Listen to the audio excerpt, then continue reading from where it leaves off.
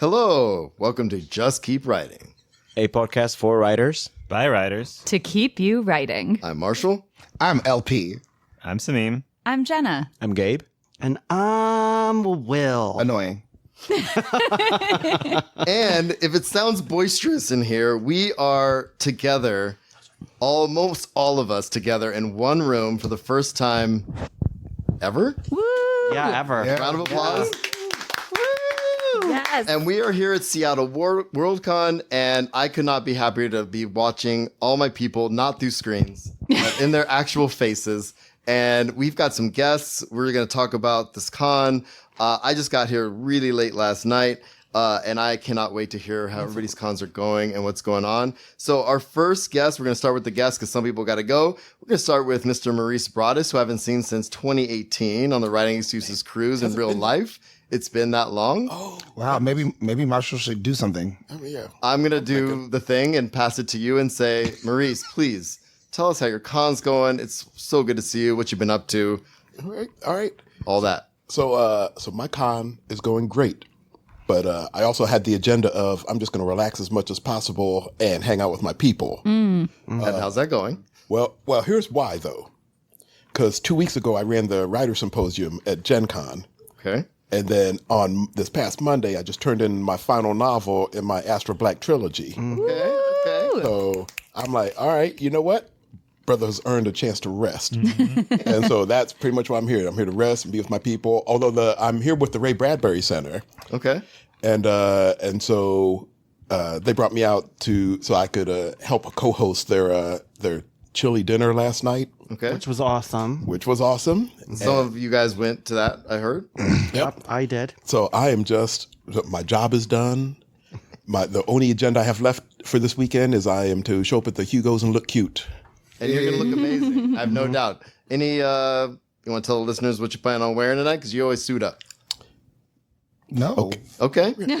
I'll be a vision in blue is the only hint I will give you. Okay. I'm down with that. But I got to step my shoe game up apparently. But I mean, I got some blues that could rival some of the things I'm seeing in this moment. But Yeah, those shoes over there. I knew I should have known whose shoes those were just from since I came in.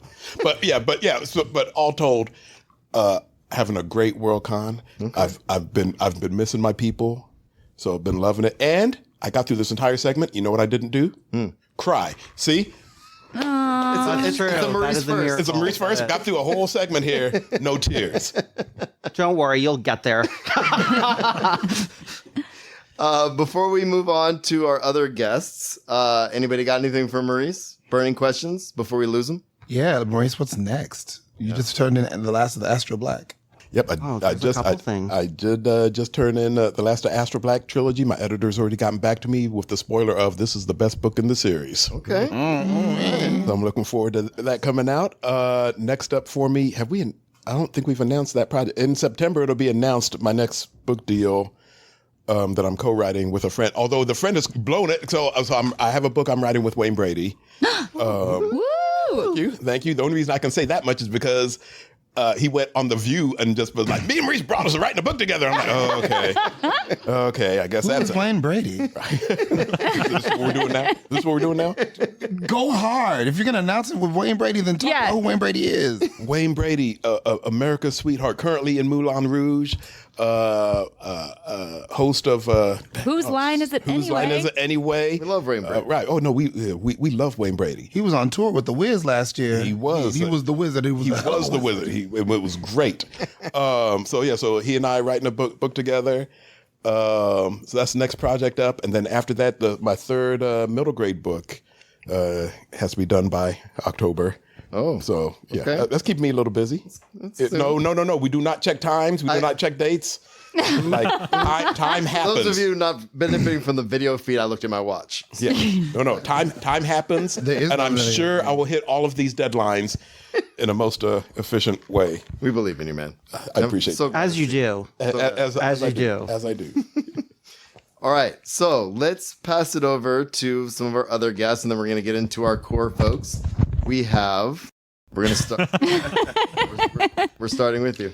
Nikki. we have one of my closest friends, someone I went to grad school with. Short stories are amazing. She is a brilliant writer and an awesome person. Nikki is here. Welcome to the show for the first time. Thanks, Marshall. Woo, welcome. I've never been on a podcast before. Wait, what? Really? True. And that's okay. Okay. And we're glad you're here. Thank you. So how's your con going? And what are you up to? And what's going on?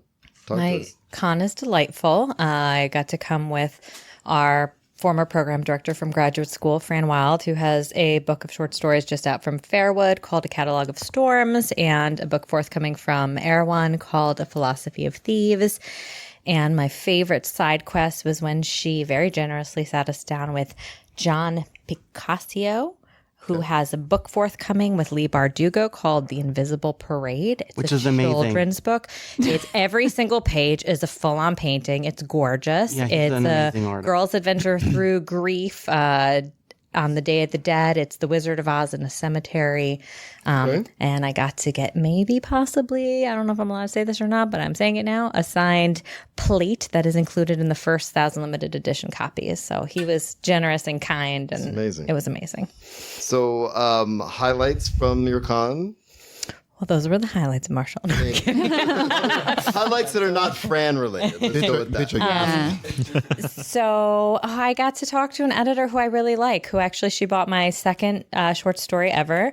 My first short story was called The Star Wash and published in Sunday Morning Transport. The second, I don't remember the title right now. It's okay. And it's in Asimov's January, February 2025. So I got to have coffee with Sheila, who is a kind and generous person and a phenomenal editor. And I just really enjoyed that human connection. And you get to see me again. You were the highlight of my con, Marshall. It didn't start till you got here. I was just waiting It didn't. for that. It didn't start till you got here. I'm so glad you're here, my friend. Thank you. Anything else? No. Any questions for my friend Nikki? Anybody? Nikki, what's next? Shop. I'm glad LP's here. It is shopping my historical afterlife fantasy, in which a union organizer discovers that the afterlife is just as corrupt as New York City, and the 150 union organizers who died alongside her in the Triangle Shirtwaist Factory fire have to overtake the bureaucracy and reclaim the methods of reincarnation. Woo. It's going to be awesome. So it's light. I love that. Yeah. And Nikki, I believe you might also have a newsletter in which you do some good work and help writers dissect short stories that you might want to talk about. It's almost like some of us know you. Thanks, Jenna. Yeah, I started a Substack earlier in the year as a way to keep myself accountable to reading short stories closely. And it's, I've gotten to read some amazing short stories. Russell Nichols wrote, if I'm getting his name wrong, I'm so sorry, sir. Haven't met you in person. Your Anatomy of a Murder was phenomenal. So, yeah, I really enjoy getting to take apart these stories. And I think there are like 20 people who are reading it. Keeps me learning, and, maybe it'll grow. So you can be one of the first 30 to 40 people reading it if you're listening to this podcast it's episode. free. It's on Substack, and it's a close read of short stories. So And I'm going to do my best. If anybody mentions something that they're doing, message me so I can put the links in the show notes for the episode so that I don't forget stuff. Thanks, Marshall. Yeah, of course. Let's pass it over to our other guest, which is a familiar voice to this podcast. One of my favorite writing excuses folks and genuine humans.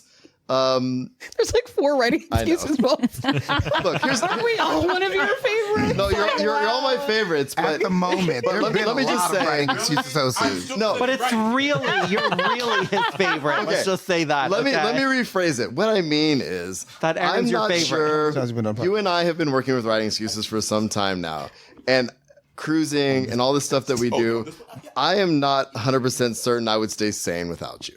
And I am so glad that you are here. And that's what I meant by what I said. Okay. So Erin Roberts is here. Tell us Famous what you've Erin been Roberts. up to and how your con's going. And we all love you. Welcome. It's Hello, true. everyone. Yay! I did not expect to be here. I just ran into the right people in the lobby, which is kind of like honestly the theme of my life and every con that I go to. And so I'm completely unprepared, but I have been having a great con. I was on an amazing panel talking about Sinners with LP and other people. It was an all-black panel. It's the second all-black panel I've done in a month, and they have been the best two panels I've done. So make of that what you will, con runners anywhere, everywhere. Like, because we just really got to like get into it and talk about the movie. And it also forced me to watch the movie, which I'd been scared of because I'm a scaredy cat. And so it was amazing. And then I've been doing a lot of writing excuses related things. We had I'm going to tell this anecdote for no reason, but we had a party. We love anecdotes. We had a party, there were drinks, and like literally our photos on the wall. And it was like one of these moments where there were people who came to this who are just fans of the podcast. And I hope you all experience this on this podcast, but there's a moment where you realize that like actually this thing that you're just doing in your house or in a hotel room, which feels so distant from everything else, you realize that actually like people are listening to it. It's like you do a podcast so you know people are listening, but it doesn't quite hit until people are like showing up and they're like, I'm a fan of this. But I promise I will never get a big head, because my feeling about writing excuses that I should never say out loud, but am saying anyway, Say at the microphone. In is public. that I feel like the person who was like the Kiss guitarist after Kiss was like really big. You know what I mean? Like they're still touring. I'm still in it. But I run into a lot of people because the podcast has been around for so many years. Often people will be like, I used to listen to it before you were on it, and I'm sure you're great. And I'm like, I'm happy for you and me. So this is just a plug to say, like, if you have listened to Writing Excuses in the past and have fallen out with us or have other things going on in your life, check it out. Obviously, you like podcasts. So, you know, see what we're up to these days so that I can feel cool and present famous and not just, I don't know what the heck I am now. That's it. So what's next for you? I'm going to ask LP's question. I have no idea what's even now, much less next. People who know me know I like to stay booked and busy, so I'm usually working on like 5 or 6 NDA projects. Oh, but a video game that I wrote for actually just got its Steam launch page. It's called 1,000 Hells, and so it's like my first like video game project that actually has made it to the point where you can talk about it and it's real and will probably happen. So that's really exciting on top of my normal TTRPG writing and story writing. So I think that's the biggest thing. And we will have a link to it somewhere in the show notes. 100%. And since Marshall isn't original enough to come up with his own questions, what Real life themes? shit talk. I love it. I'm in. Let's go, buddy. Yep. What themes are you processing in your writing at the moment? I am something that I think a lot about gentrification, and it's something I'm thinking about both as a writer and a game designer. So I've been thinking a lot about making games and making stories that deal with why gentrification happens, how we deal with it, how we process it, like how do we create community to fight things about it, and also just like the complexities of it. Because like gentrification is bad, sure, but also like there are people, you can be a gentrifier within your own community. You can be, you can have been gentrified out of your community and go gentrify somebody else's. So there's a lot of complexity that happens around race and class. And I'm really interested in like how all those things come together. So I'm thinking a lot about gentrification, and then also about what is our role in the fight. Like, I think a lot of times I think about the civil rights movement and how, not to say it was really hard, but the enemies were really identifiable. Like you knew exactly kind of the thing that you needed to do, who you needed to fight. They wouldn't let you in here. They were, you had to boycott this place. In these times, like what are the things that we have to do, and how do we balance that with like our normal lives and wanting to live and love and learn and be, and like where is the responsibility? What should we feel guilty about? What shouldn't we? How much joy do we get to have in the process of trying to live our lives and like create revolution? But like how do we also have a joyful revolution where we actually get to live and love and don't just have to be the ones changing things, but also the ones who get to enjoy our own lives? Are you giving a speech tonight? Yeah, seriously. I'm sitting at the bar in a very pretty dress is what I'll be doing later tonight. Okay, cool. And we're ready for it. I love it. And let's be clear, Erin's style and profile be all right, okay? So what I want to do first, before we get to folks that have come in after the fact, let's do some core folks and see how things are going. And then we're going to pop over to the people that have come in since. That's the teacher and me telling us what we're doing. Gabe, we're starting with you, buddy. I haven't seen you in a few years. It is awesome to see you. It's been a while. And I always love seeing you. You came with hella candy and with your just general awesomeness. So what's going on? How's your con going? I mean, I wrote down so many panels to go, and I ended up not going to many just because of the people. Honestly, that's why I came, just to see. I mean, to this day, like I always say this to them, like Maurice left, and now I'm the one that's gonna cry. Aww. And Will didn't even say anything. Maurice is coming back for the crying. Stay for the crying, Maurice. Stay for the crying. I'm just so happy to be here. Like, these are my favorite people in the entire world, like including family. So yeah. So I'm just so happy to be here. It is so surreal. Like, even coming over, it has been just so surreal. It's sorry, I'm just choking up. It's and you had quite the journey just to get here. Oh and my the God, fact that when you got here, like, I wish I was here to give you a hug when you finally got here. I got here after you, but man, I love when we get to see each other, and we get to talk about those times together, those years on the cruise and stuff like that. And I just, this is like the closest. This is just it's our community, and that's why I love when I get to see you. So yeah, and I think in a few episodes before, we were asked again, like, why do you keep writing? And it's like, I've changed my answer to literally this, like, just to be a part of this. And we're glad you are. So, I'm so happy. Let's pass the mic before this bitch starts sobbing.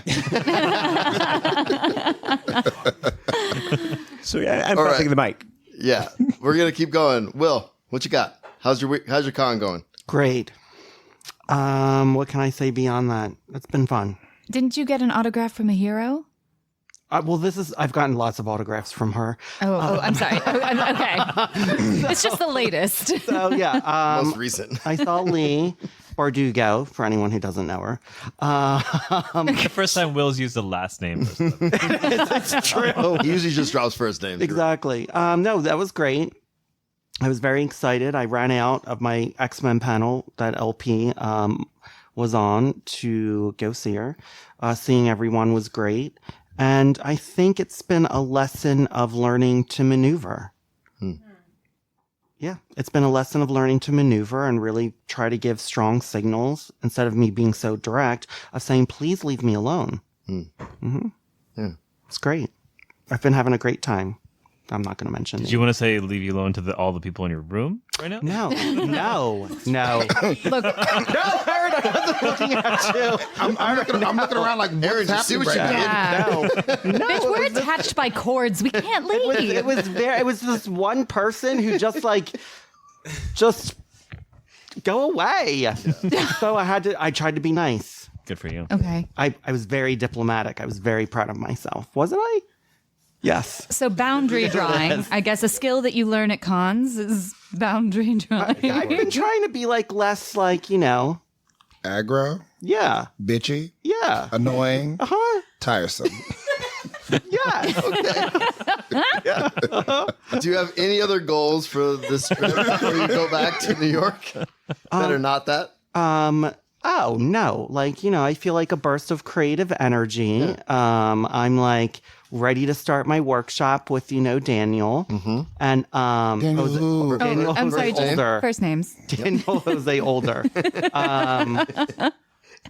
So I'm very excited about that, and just happy to see everyone. I love it. I'm gonna go to LP. You had a busy day. I've had a busy week. You have a busy week. So despite the busyness, give us a highlight. Despite all the running around and trying to do panels and everything else you've been doing, what's near the top? I'll give you a top three. Okay, give me three. I did a really great Sinners panel. Let's take that back. Let's qualify that. I like doing panels. A lot of people don't like doing panels. I'm good at panels. A lot of people aren't good at panels. And when I get a chance to be on a panel with people who are as knowledgeable and witty and interesting and interested as the people I was on the Sinners panel with, it is such a fucking delight because we're just on stage kikiing and it is fantastic. So I was on stage with Erin Roberts, who was in the room. The luscious L.D. Lewis, Christopher Caldwell, Rebecca Rowan-Horse, and Nicole Glover.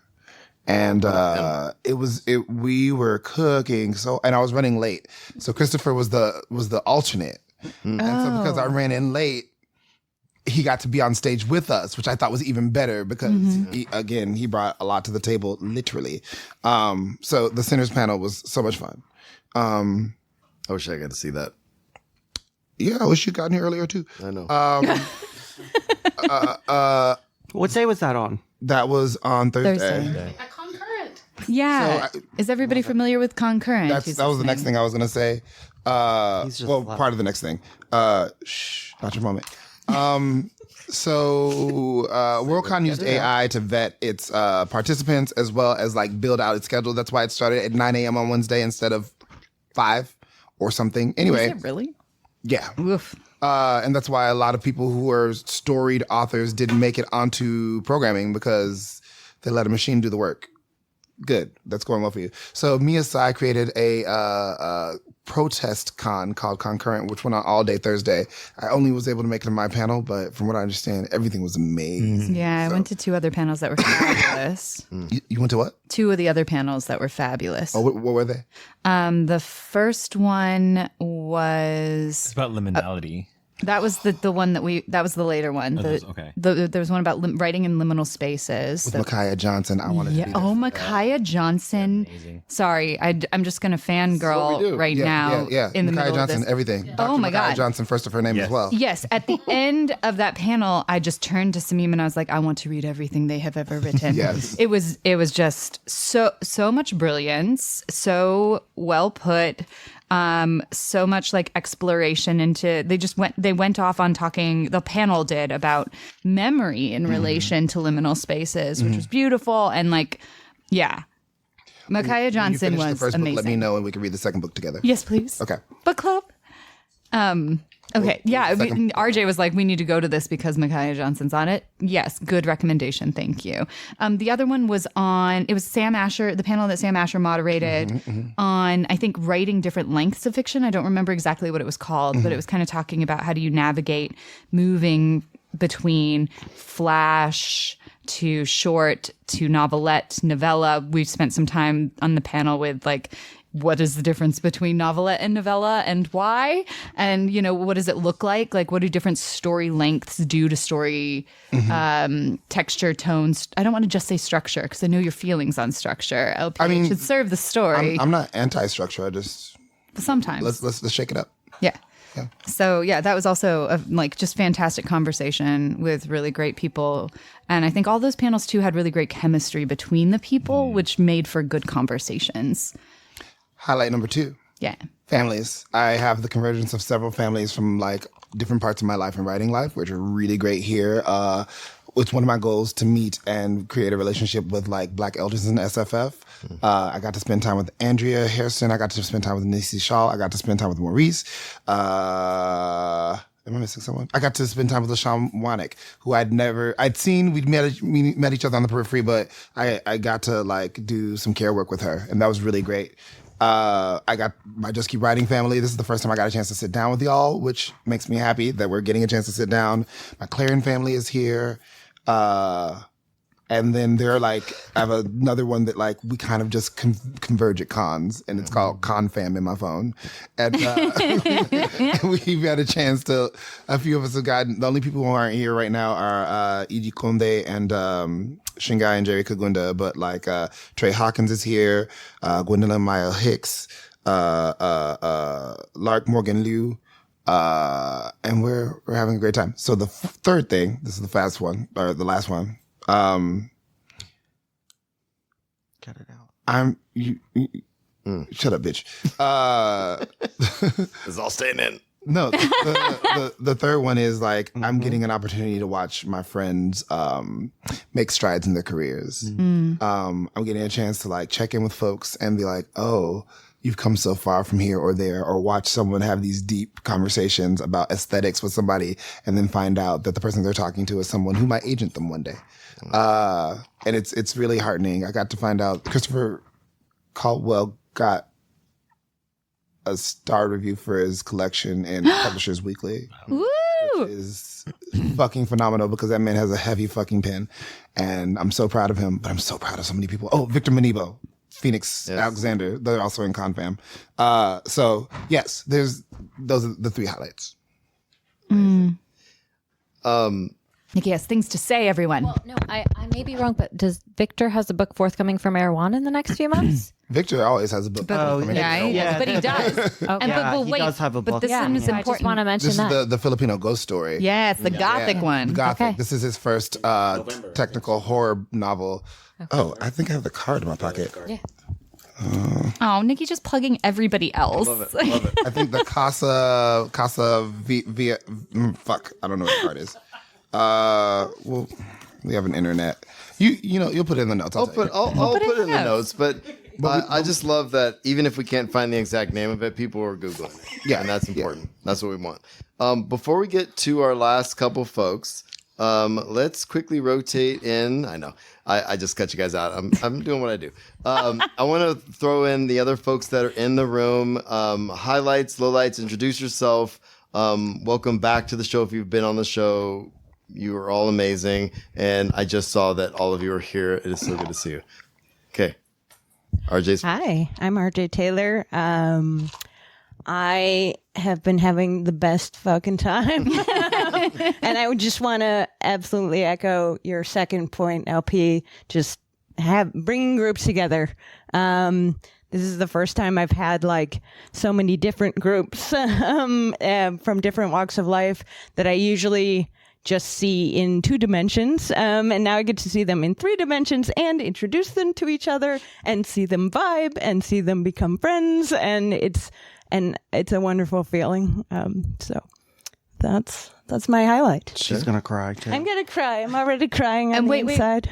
And what was the question that you put forward? Next? LP, what's next? But then also, what themes are driving your work right what themes now? are circling that make you do your writing? Oh yes, totally. What themes are circle my writing?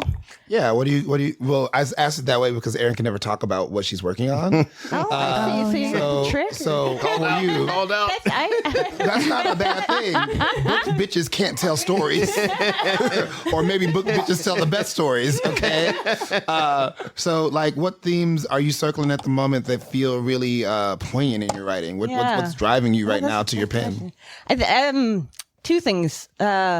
Faith and hauntings. So the book I'm working on is a little bit gothic, in case you couldn't tell from that. But it's about reviving a dead god. And so a lot of it is about like, we put faith in things that don't put faith in us a lot of times. And we put faith in things that, and we neglect to put faith in the things that do sustain us. And it's very easy to overlook the things like the people around us that actually give us the strength and the sustenance, the emotional and spiritual sustenance that we need so desperately in troubling times, as they say. Okay, I didn't sign up for this call out. Can we pass the mic? I love it. I love it. Yeah. So what's next is just finishing that book, basically. Amen. And hurry up. We like to read. Yes, boss. We're ready. Amen. I'm passing the mic. Oh, Billy. Oh, no, Billy, you are a writer. Billy, you're a writer. Billy, you have to talk. There are writers on the wall over there. Yeah. Yeah. Okay. Say hello. Look, don't be in here thinking you're going to hold us. Mike. Okay? Mike, y'all right there? Hi everyone. I'm Billy Palmer. We love Bill. I'm in the writing group with Gabe and Will and RJ. The Immortals. Say the name. The name is The Immortals. Yes. Less the blood. Less the blood. Bless the blood. I'm Y'all sorry, sound everyone. fucking crazy. Yeah. We have stumbled onto a cult here. Got a lot of layers in this. Sorry, Billy. Sorry. No one is allowed to touch that knife Billy, on the continue table. to talk about your cult. Sorry. No problem. I'm protecting the knife. Elder Billy. Yes. Brother Billy. Sorry. No, yeah, we're not really allowed to talk about it. I understand. No. Yeah, Oh for sure. no. I totally blanked on the questions. Con highlights? Con highlights. Oh gosh, it's like seeing everybody again. Yeah, coming back to my family in a lot of ways. It's a reprieve from daily life, and getting back into the creative mode, creative spirit. I have sat in more panels this con than I ever have before, and I think it's been pretty great. Yeah, that's a highlight. Yeah. What's that? What Well, else was maybe there? we can edit this out, but I thought this was really great. That if anyone's in recovery, the con has also had like really great like any type of groups that you can go to, and I found that out. Yeah, so I didn't found know that that. really. It's amazing. Yeah, I'm pretty open about this in my professional life, so I can talk a bit about that. I guess I'm a person in long-term recovery, and have been so since June 2009. The con has some programming for that, and sort of quietly, which is good. And so that's some of the stuff I think I work on in my fiction, as well as recovery from trauma. Teeth. And and teeth come up a lot. I don't, but my story is. I thought I misheard of teeth. Teeth. Okay. All right. Yeah, teeth. Now we're talking about teeth. Go ahead. That's what I thought. I'm writing a story about giant scribes where the scribes are not giant, but they scribe giants' teeth, meaning that they carve giants' teeth. It's ridiculously amazing. Thank you. I didn't. Now I'm blushing. What else? Gross. And really, I think I work on the thought of, even though I experience pain and trauma, I don't get to be bitter, I guess, because there are people to support and help, and that in fact supporting and helping others is healing. So that's sort of what I try to write about, and that's it. Yeah, I love it. And scene. His name is Sameem. I'm sure. So my name is Mike Manessis, and I just realized it's really hard to go after Billy's sultry voice. Yeah, no, that voice. I was like, man, I liked it. I was getting hypnotized there. If you heard Cocktail Shaker in the background, I'm kind of the resident cocktail maker here. So that's really what I'm here to do. But really, from a con perspective, sort of call out connecting with writing circles, writing communities, writing excuses, futurescapes, Viable Paradise. I was part of the 2024 class, and just Worldcon is a great opportunity to connect with people who you might not see in a year or 2 years and 3 years. And it's really, really exciting. So that's really the highlight for me in terms of the con. There was a question there on themes. I wanted to kind of talk a little bit about this, because two things that are really important to me right now is injustice, like the theme of injustice, and perseverance. So I think that's really informing a lot of my writing right now. Is we see kind of what's happening around us, and there's this feeling of just looking at what's happening in the news and the world, particularly around immigration for me personally, and then perseverance, right? Like getting through. How do we get through given all the things? And I think those are the things that kind of like channeling in through my own writing and keeping me going and slowing me down in some ways as well. Yeah. So and I'm here amongst friends, some old friends, some new friends. Really, that's what cons are about, is community. I think somebody mentioned I go to less and less panels and more community hangouts, right? The panels are fantastic. They're awesome. But I just find that, I get rejuvenated and energized just by the people. Yeah. So, and sometimes they're not. Sometimes they are not. And that's okay. I don't know if we're going to talk about that aspect. Well, I mean, we can come back to that. But honestly, guys, I've mentioned it a couple of times to some of you. Like, I went to San Diego Comic-Con for like 9 years in a row, and I realized the last like 4 years, in the beginning, I was like, oh, I'm going to the panels. I want to see this person. I want to do this. I want to do this. And then I realized in the last 4 years I went, I'm like, I maybe went to one panel like the entire time I was there, but it was like offsite stuff, community stuff. And it was less about the panels, even though they're good, but like, I'd rather not stand in line and wait to see somebody and rather hang out with people like this and the people that I run in with my gaming communities and my writing communities and stuff like that. And I went to, I think I stood in 2 panels today for about maybe 15 minutes total. And one was Mary Robinette reading. And I was like, I can do that.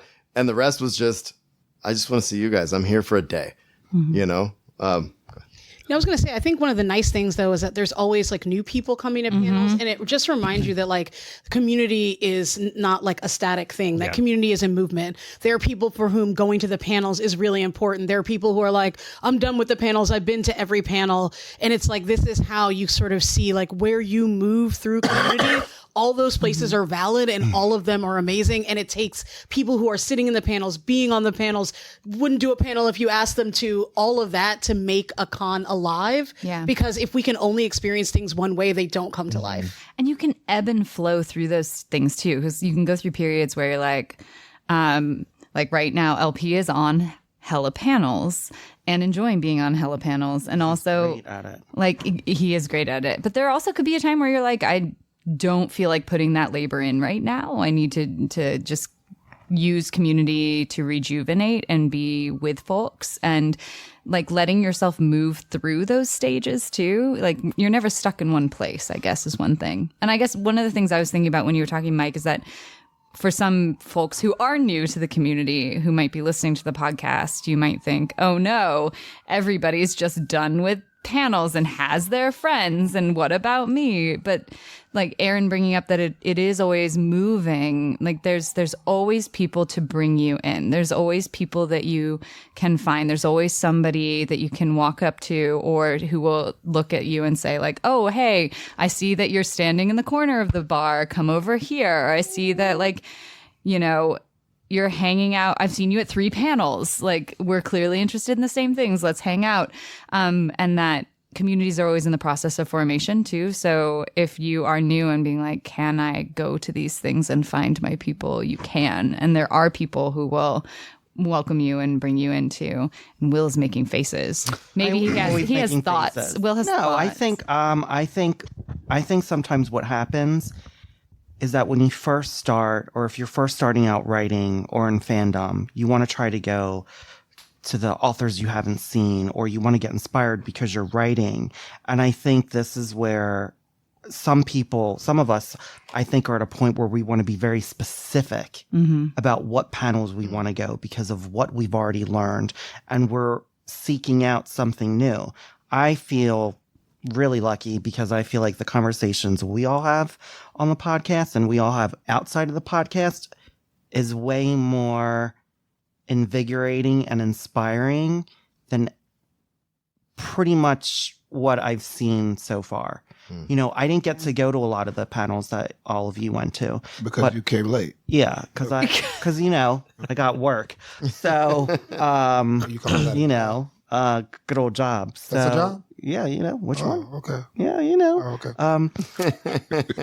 But I just think everything is, you know, you have to move with the energy that you go for. And sometimes you just want to be specific about what you want to learn, what you want to listen to.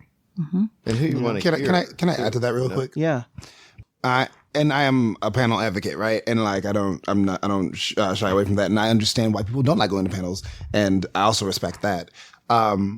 And so this is a twofold thing. One, I should be transparent about the fact that I'm doing the programming for World Fantasy in Oakland in 2026. I find myself on panels a lot because I'm good at them, but also like it's an amazing opportunity when you get to cook with someone. We were on that Sinners panel and we were fucking cooking, and when you have the opportunity to be with someone who expands when you have an expertise, you have someone else with an expertise that might be the same or might be slant. and nearby, they can push the way you think. You can push the way they think, and y'all can come with something altogether new. And then there are people who are present while that magic is happening. Yeah. Unfortunately, everyone does not create panels with that in mind, which can make all panels feel like a crapshoot in regards to like whether this is going to be something that's worth going to or not. And for folks who don't feel like they want to go to panels, baby, I get it. I motherfucking get it. But on the other side of it, even at my big age in this what was that? You made me think of something I want to say after. Okay. Even at my big age in this situation, I'm still going to panels where someone says something, does something that makes me think about something in a different way, and I can run back and figure out how that works into my fiction.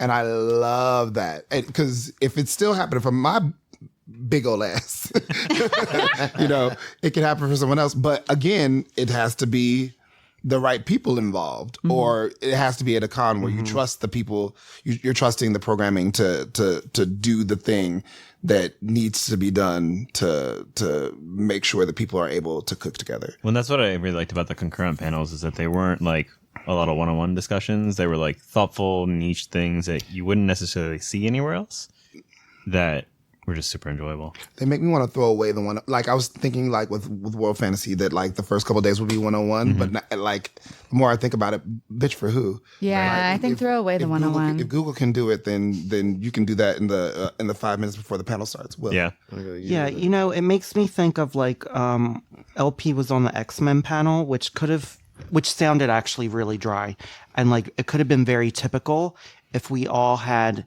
cisgendered white men on there. Truly. And I think the panels that I feel are most enriching are the most queer, of color, or they've been very specific about really making it thoughtful and feedback from a diverse group of people.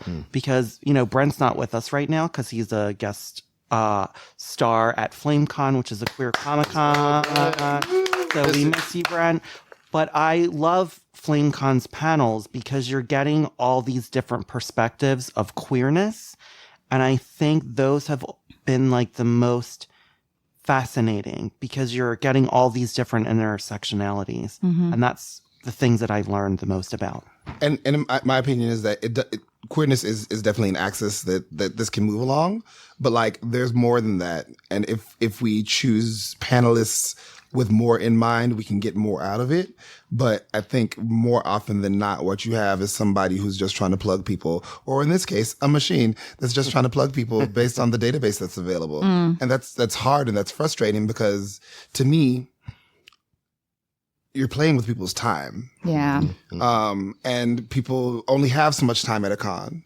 And you have a con where there are 6, or in this case, like 10 fucking pieces of programming going on at the exact same time. And now you're playing with people's time, and they've sat in on this thing that wasn't worth going to. And they're like, damn, I wish I'd done this. Or by the time they figure out that it's not where they should be, 20 minutes have passed. Are they going to be able to jump into the next room? Are they going to be able to get there? Because also this place, it takes 7 minutes to get downstairs. It It takes 7 minutes to get downstairs. I had the concurrent panel. It took 7 minutes to get downstairs, and it took 7 minutes to walk to the place. I was 15 minutes late because I walked down the stairs. Yeah. What you're thinking about, like who you put on panels, like my theory on this, I'm going to save all my spicy takes for this podcast. My theory on this is like, if you're like a cishet white guy of a certain age, people will listen to you when you speak just because of that. So you don't have to fine tune your message specifically to be heard or to be more interesting or to like make sure that you're watching the other person, because no one's going to discount you in the middle of what you're saying by thinking, oh, you're a woman, oh, you're queer, oh, you're a person of color. I've already tuned you out. I think because so much of the time we have to fight to be heard and figure out how to make our voices heard, that when we're on a panel, all of that training that came from like being marginalized comes out in the good way. It's like the one like silver lining of marginalization. You learn how to make people listen to you and how to make sure that you're saying what needs to be said. something that I think, people who are new to cons can do is I was noticing as I was looking through the programming that I don't know all the writers on there. Sometimes there are different topics. I split the difference. I could go either way, but I look at who's on the panel, and there was a panel I was looking at going to, and it was 5 cis het white men.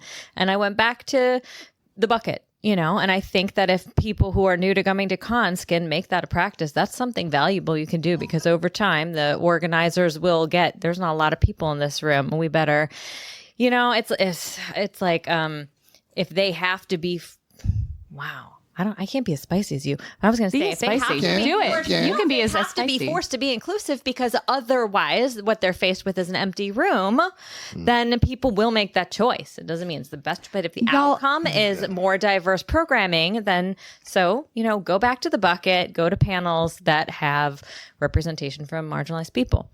I love this, Nikki, and sorry, go ahead. I was sorry. Woman first. We could riff off different marginalizations there, but okay. I was just going to say I haven't even, Sameem and I haven't even gotten to the con highlights yet, and I'm already jumping into something else. Yeah. But you're making me think about how I slipped into a different dimension and found myself at a different con than the one I thought I was at, because I got put on an all-white panel that I just didn't say no to and probably should have. But you know what? Maybe it's good that I was in that room. I think so, because when you told me what you said, it was great. Because I was thinking about, I wish that room was empty, but it wasn't. It was full, and it was full of also all white people over the age of 60. Who were, and I was like, oh God, okay, this is a room, this is a vibe. There were maybe literally, I think, 3 people in the audience that were my age or younger. And then mostly white. But yeah, the panel was on disaster movies, which I was super excited to talk about, because I have an academic paper that I will send a link to Marshall to put in the show notes if anyone's interested, on disaster movies and how they reassert norms of colonialism. If the U.S. is fucked, oh great, we'll just colonize another place, and it's fine because disaster made it okay. Giving white people a rationale for it's okay to colonize under these circumstances that they replicate in life now, being oh, U.S. infrastructure is crumbling, it's okay to go do a colonialism, and we don't.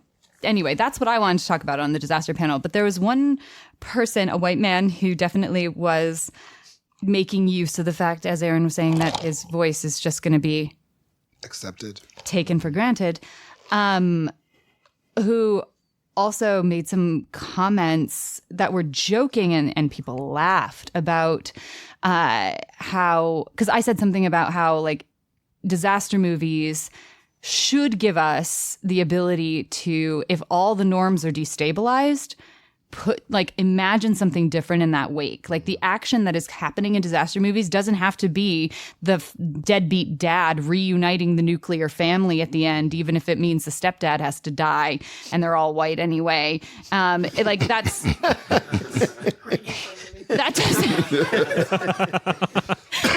that doesn't have to be what the movie is, right? When everything is getting destabilized, that means there's opportunities to do shit differently. And so I was talking about, why is it that we keep reasserting these norms? And he's like, yeah, reasserting norms, just going back to the way things were. After Katrina, oh boy, we could have made New Orleans, which I've lived there for, so and so years. It's a terrible city. We could have made it. I believe he used the terms not a third world city. Oh, stop. And I was just, and then and in a joking manner, and people laughed, and I was like, nope.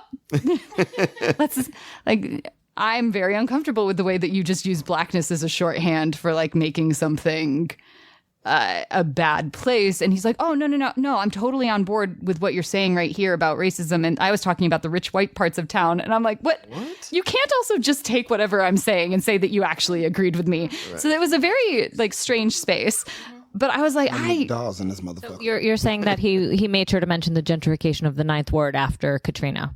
He was saying we should. Oh no of that. Oh no Nikki, you no things went it was just built up the way that it exactly was before. That's the problem, not that there was gentrification. It was not built up. For anyone who's listening who wants to go check out the it was sarcasm. not built up the way it was before. It was not. Black families who had been there for decades, if not centuries, were displaced and never were able to return. And there was a lot of I believe Naomi Klein actually has a book on disaster capitalism in New Orleans and what it did to the people that were there, the ways that school systems were all turned into privatized charters. Anyway, we could go on about the actual facts. Thank you for pointing that out. This is a good episode that we should talk about. Yeah, we could talk about the actual facts of this. But going back, I was just like, oh, this is a space. These are not the conversations I wanted to have at this con. At all. But I guess in the end, it was not a bad thing that I was on the panel. It was not. It sounds like you saved the panel. Thank you for doing the work there. With white But people. also too, if it wasn't for Jenna, there has to be someone else in the audience. Yeah. There has to be one person that was thinking the same thing and didn't have a voice. Yeah. And then Jenna gets to be that voice to be like, no, and she was saying it, which is what people in positions of power, of whatever privilege you have, needs to stand up and say. So, Sameem, you good? Okay. So, since Sameem, you have some to add? Sameem has not spoken. Yeah, yet. That's spoken. Yeah. So, what I was gonna. So my plan is. Sameem. I thought this might not take as long, but we got. It's all good. Sameem and then Jenna, tell me your con highlights. What's going on? It's amazing to see you guys in real life finally. Yeah, I mean, really con highlight was that I got to see you in person. Yes. So Hey, look at him. He's real. You can see how tall I am. Yeah, not as short as you sold it, to be honest. Yeah, I thought you'd be you were shorter. real short. You're just It's pretty short. like you're shorter than me. Normal height of a person. I think for highlights, I mean, I think it's just echoing what a lot of folks have said, but I'll give a specific example. My friend Yume Katase invited a bunch of folks to the Pine Box in Seattle, which is a bar that's a former mortuary. Did not catch that. Yeah. That's when you got a little. Well, that's a different podcast. But it was. He was hurting. But it was a ton of fun because I got to see a lot of folks that I hadn't seen for a while and reconnect with them, just hang out. But I also got to meet a lot of new people, some of which were just brand new to the con, brand new to writing. Going back to that point about like everybody's at a different phase when they come here. This could be their first time. There could be folks who, like, for example, there was a person we met who was like, I'm not a writer. And gradually through the conversation, we're like, you are a writer. You've written like 40,000 words of something, multiple short stories, but just didn't have like the confidence to say that, or to feel like they belonged. And I do feel like those types of moments are super, super important. I think I was really lucky the first time I came to Worldcon where I ran into like folks who invited me to like an off the books POC dinner and like encouraged me to stay and say like, no, you do belong here. Yeah. And when I tried to leave, Arlie, who I think everybody has an Arlie story, was like, no, you're supposed to be here. Like, don't go anywhere. So I think it's just a lot of those moments and being on the other side of those conversations now as well has been really, really nice. Arlie said that to you? Yeah. I'm about to talk to him.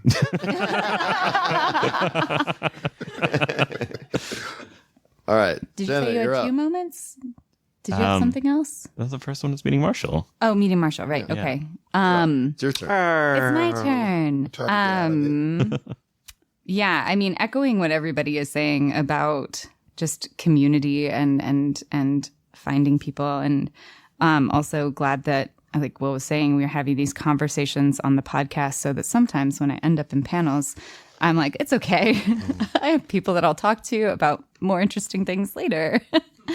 But yeah, the highlights for me, I think one of the biggest highlights was when I came down to see LP in the lobby, and LP is like, let me introduce you to my friend Trey. And oh yeah. That was so so sweet. And then tell the story. You want me to tell the story? do you want to tell it? I can tell the story. Yeah, I've been talking a lot. You should tell the story. No, he's been talking Both a been lot. talking a lot. It's okay. Okay, it's true. Okay, then I'll talk. Yeah, go for it. All good. So, Yeah, you say it, Jenna. So he's like, this is my friend Trey. And like, You're a big we shake hands. Trey looks at me and goes like, wait.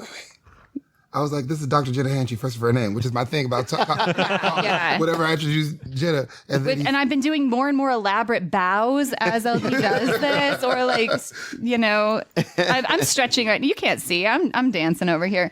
So Dr. Jenna Hanchey, first of her name. And Trey goes, Jenna Hanchey, did you used to teach at Penn State? And I was like, no, I've never taught at Penn State. And they were like, yeah, I guess not like Nevada then. And I was like, wait, I did teach at the University of Nevada in Reno. And then they were like, what pronouns does Trey use, LP? Do you know? He, him. He, him. Okay. And then he was like, oh my God, you did? I came to your office hours, cold emailed me because I did work on Afrofuturism, came to my office hours, and he's like, oh my God, the recommendations and advice that you gave me really helped, and my book is out on Sub now. And I was like, that's amazing. Now I'm going to cry. Making magic. There are two crying moments, I guess, because the other thing that I wanted to talk about as a con highlight was another crying moment in a panel today, actually, where what was the panel? It was writing novels that take years to write. And one of the panelists, Shweta, last name, okay, we will look this up. But one of the panelists named Shweta said that one of the things that has been most important for her in keeping up motivation and writing novels that take this long time or that feel too overwhelming is just recognizing that her background is told her as a woman, as an eldest daughter, that she was always told growing up that you need to take care of your responsibilities to everyone else. You can't be selfish, right? You got to take care of your responsibilities to everyone else first before you can do anything for yourself, because that would just be taking away, right, from what you owe your community, your family, etc. And then she's like, but those responsibilities never end. So at some point you have to it's important to recognize that your stories are also responsibilities to the world, basically, that they have that same weight. They have that same value. You are the only person who can tell them, and that you have to, that it's okay to value that work that you are doing, and to know that your work is that meaningful, that it is one of those, this is what I was taking from it, I'm kind of paraphrasing now, but it is one of those responsibilities that you owe to the world. And it hit really hard. It hit really hard of a way of valuing your work to that level, that it's good to take that time to spend doing this novel that you get in your head about and think, I don't know, does anyone else need this story? And the answer is always yes. If you need to write it, somebody else needs it. Gabe is crying. Let him alone. Oh, it wasn't a bad thing. What's going on? It's a thing. It's just there. Yeah. So that was a highlight too. Too much cocaine. Never enough. That's for later. Never enough. I don't think that's what cocaine does, but I don't know. I don't know. It does sometimes. I don't know. It makes you Okay, emotional. I wouldn't know. All right, I would. So it does. That's a different podcast. No one asked, and it's fine. So before we wrap up, and we have to wrap up. We could do this all day long. No, we don't. We do. There is an event tonight. Some of us are going to the Hugos tonight, or the parties tonight, and doing stuff around the events of the con. And I didn't share my highlights necessarily, but one of the things that I did. Bitch, you barely been here. I know, and that's the thing. So when I used to go to San Diego Comic Con, I know I keep bringing this up, but I have not. And the reason I'm saying this is I have not been to a convention since a Comic Con. I have not been to a writing convention outside of Writing Excuses Cruises. I haven't done this kind of thing. And one of my favorite things to do while I was doing the San Diego Comic Con stuff was getting all my people together and doing a live podcast. Mm-hmm. And I don't know what it is about it. And, it is something the editing is always a nightmare. The audio might be shit, but really what it comes down to is what you guys are saying and looking at your amazing, beautiful faces who I only see who I only see on my screen at home, is the reason that I finally did this convention 3 days after starting my school year and flying out last night and making this happen, really only being here for one day. So my highlight and to throw out to you guys is do the thing. Mm-hmm. Get just either if you have to take a day off, just to be with the people that you care about, because this is how I go back to my life rejuvenated to make the time to write, to be inspired, because I get to spend time with you guys, and none of us have time necessarily to write. We're podcasting now. We're going to go party tonight, but like being around writers, talking about writing, going to these panels and doing all of this stuff is why we do this. And so now we can go back. I can go back. And when I see your beautiful faces, when it's so small on my little screen, I know that I saw you in real life. I got to record with you, and I feel like they're doing it. I can do it too. And I got to make the time to do it, because we don't have time to go around, because really what I wanted to ask is what keeps us just going to these things. If we do it short, great. But my whole thing is I keep doing these things. And made the time to do this weekend for you guys and to keep my writing going. Because if I don't do this kind of stuff, I get bogged down and I don't do it, and I love all of you. And I'm so, so happy to be here right now. I'm doing my best not to cry. LP's looking at me sideways. But Marshall is at a Worldcon. Look at God. Look at God. But if everybody wants to pop around and just say what keeps them coming to these events, in a sentence or two, that'd be awesome. We can wrap it up. If not, we can be done. Thoughts? Inspiration from the community, inspiration, and or yes, and community. Affirmation that like what you're doing is worthwhile. Yes. I don't know. Old friends, new friends. Yeah, there's something just about the in-person energy that is really important for me. Being in like y'all's presence. Serendipity. Mm-hmm. Now we're talking. Mm-hmm. We gotta pass the mic over. Gabe, short stop it. Gay sex. I was literally just going to say what Erin said. I was trying to confirm that serendipity. Gabe, I've already said it. I think everyone has said it. It's just the people. Like there's nothing more. Yeah, panels are an extra, but it's just the people, just seeing faces. Love it. Gabe, we're gonna hug after this. Yes. Bro, there's a lot of hugging. Bro, that's Yeah. pretty gay. Yeah.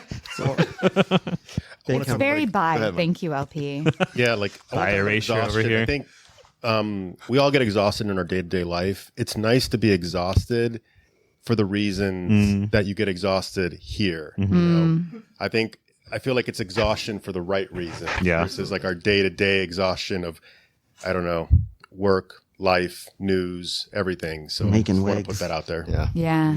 I don't mind going back to work on Monday with It's exhausting. 3 hours of sleep and traveling all weekend, because I know it was worth it.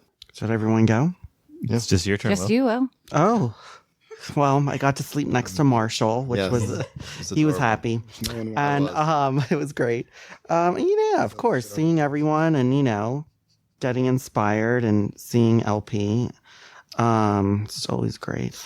Yeah, I like that we ended as snarky as possible. That wasn't snark, bitch. That was earnest. Oh, that bitch. All right, I'm gonna kill this. Let me kill him first. And this has been Just Keep Writing, a podcast for writers, by writers, to keep you writing. You can find us at justkeepwriting.org. Follow us on Facebook, Twitter, Instagram, and YouTube. Feel free to reach out to any of us on our social medias, and please jump in our Just Keep Writing Discord channel. Links to all of that is in the show notes.